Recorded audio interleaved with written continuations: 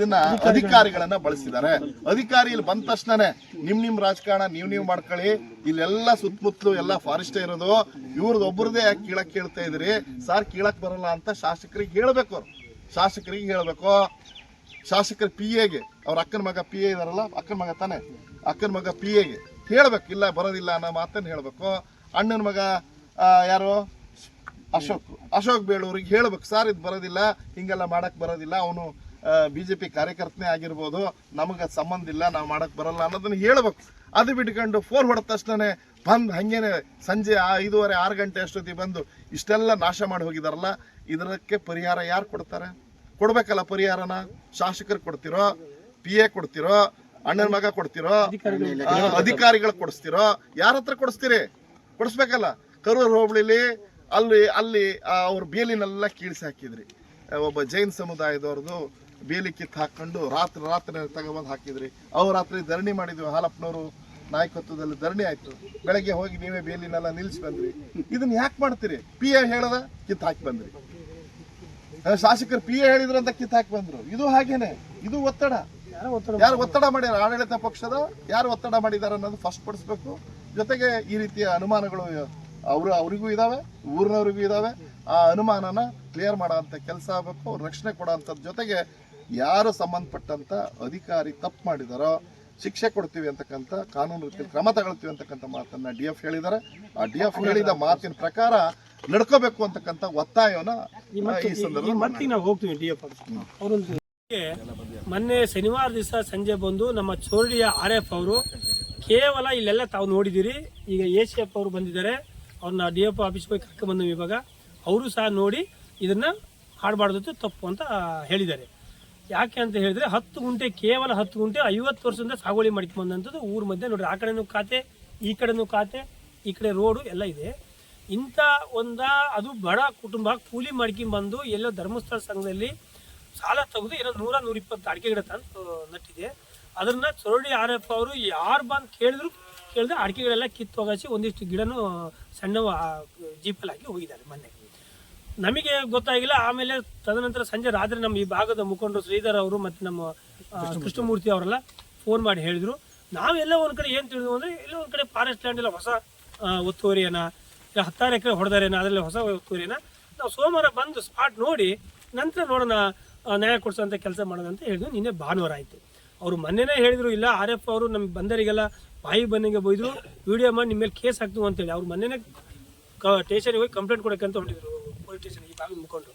ಮತ್ತು ನಾವು ಬಂದು ಸೋಮವಾರ ನೋಡ್ತು ಅಂತ ನಾವು ಹಕ್ರೆಯರು ನಾವೆಲ್ಲ ಸೇರಿ, ಬರ್ಮಣ್ಣ ನಾವೆಲ್ಲ ಸೇರಿ ಈಗ ಇವತ್ತು ಬಂದು ಬೆಳಗ್ಗೆ ನೋಡಿದಾಗ ಇದು ಎಷ್ಟು ಮಟ್ಟಿಗೆ ದೌರ್ಜನ್ಯ ಮತ್ತು ಯಾರು ಕುಮ್ಮಕ್ಕೈತಿ ಅಂತ.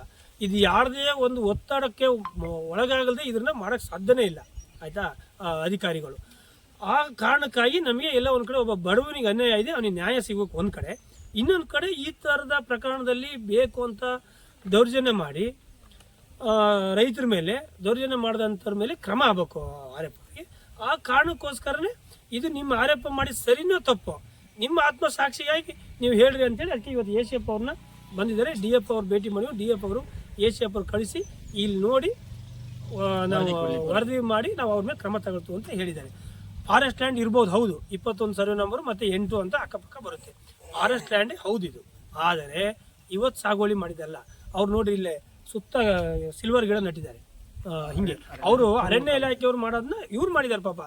ಆ ಥರ ಒಂದು ಗಿಡ ಮರ ತೆಗ್ದಿಲ್ಲ ಅವರು, 25-30 ವರ್ಷದಿಂದ ಆಗಿರೋದು. ಆದರೆ ಯಾರಿಗೂ ಇಡೀ ತಾಲೂಕೊಳಗೆ ಯಾರಿಗೂ ಅಪ್ಲೈ ಆಗದೇ ಇರೋಂಥ ಕಾನೂನು ಇವ್ರಿಗೆ ಯಾಕೆ ಆಯ್ತು? ಈಗ ಅರಣ್ಯ ಇಲಾಖೆಯಲ್ಲಿ ಸಾಗುವಳಿ ಮಾಡಿದವರಿಗೆ ಅದು ಸರ್ಕಾರದ ಹಂತದಲ್ಲಿದೆ, ಅದನ್ನು ನೋಡಿ ಡಿಸ್ಕಷನ್ ಮಾಡ್ತಾರೆ ಅವರು. ಯಾಕಂದರೆ ನಮ್ಮ ಸಾಗರ ತಾಲೂಕಲ್ಲಿ ಬಹುತೇಕ 50% ರೈತರು ಫಾರೆಸ್ಟ್ ಲ್ಯಾಂಡಲ್ಲೇ ಇದ್ದಾರೆ. 1 ಎಕರೆ ಇರ್ಬೋದು, 10 ಎಕರೆ ಇರ್ಬೋದು, 20 ಎಕರೆ ಇರ್ಬೋದು, ಅದು ಸರ್ಕಾರದ ಹಂತದಲ್ಲಿ ಡಿಸ್ಕಷನ್ ನಡೀತಾ ಇದೆ. ಆದರೆ ಇವತ್ತು 10 ಗುಂಟೆಗೆ ಬಂದು ಇಲ್ಲಿ ಗಿಡ ಕಿತ್ತು ಹಾಕ್ತಾರೆ ಅಂದರೆ ಎಲ್ಲ ಒಂದು ಕಡೆ ಅವ್ರು ಯಾರ್ದೋ ಒತ್ತಡಕ್ಕೆ ಒಳಗಾಗಿದ್ದಾರೆ. ಆ ಒತ್ತಡಕ್ಕೆ ಯಾರ್ದೋ ಖುಷಿ ಪಡಿಸೋಕ್ಕೋಸ್ಕರ ಈ ಕೆಲಸ ಮಾಡಿದ್ದಾರೆ. ಈ ಥರದ ಅಧಿಕಾರಿಗಳು ನಮ್ಮ ಮಲೆನಾಡಿಗೆ ಬೇಡ, ಇಲ್ಲಿಂದ ಹೋಗ್ಬೇಕು ಮತ್ತು ಅವ್ರನ್ನ ಅಮಾನತ್ ಮಾಡಬೇಕು ಅಂತ ನಮ್ಮ ಎಲ್ಲರ ಹೋರಾಟ. ಅದು ಆ ಕ್ರಮ ಆಗೋವರೆಗೆ ನಮ್ಮ ಹೋರಾಟ ನಿಲ್ಲಿಸಲ್ಲ. ಅದಕ್ಕೆ ಬೆಳಗಿನ ಮನೆ ಅಡ್ಡೇರಿ ಗ್ರಾಮದಲ್ಲಿ ಇರೋದು ನಮ್ಮ ಮನೆ ಎದುರುಗಡೆನೆ ಒಂದು 50 ವರ್ಷದಿಂದ ಸಾగు ಮಾಡ್ಕೊಂಡು ಬಂದಿದ್ದ ಜಾಗ.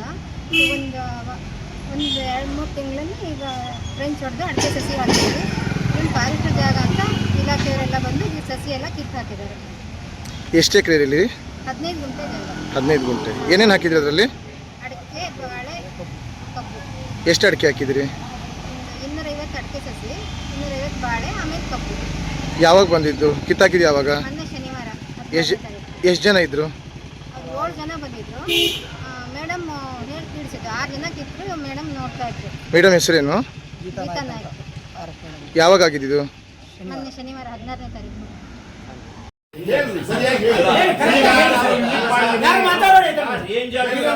ಮಾಡಿದರೆ ಕ್ರಮ ಕೈಗೊಳ್ಳಕ್ಕೆ ನಾವು ಬೆಳೆ ತಂದಿದ್ದಾರೆ.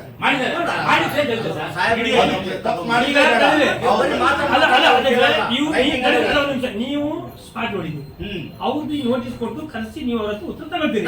ಇವೆರಡು ನೋಡಿ ಅವ್ರೇನಾದ್ರು ಉತ್ತರ ಬಂದಿಲ್ಲ ಅಂದ್ರೆ ಅವ್ರ ಕ್ರಮ ತಗೊಳ್ಬೇಕು. ಪಕ್ಕ ಒಂದು ಇದಾಗಿ ಹೇಳಿ ಸರ್. ನಂಬಿಕೆ ಬರ್ಬೇಕು. ಇಲ್ಲ ಸರ್, ಅವ್ರು ವಿಶ್ವಾಸ ಬರ್ಬೇಕು. ಕ್ರಮ ತಗೊಳ್ತೀವಿ.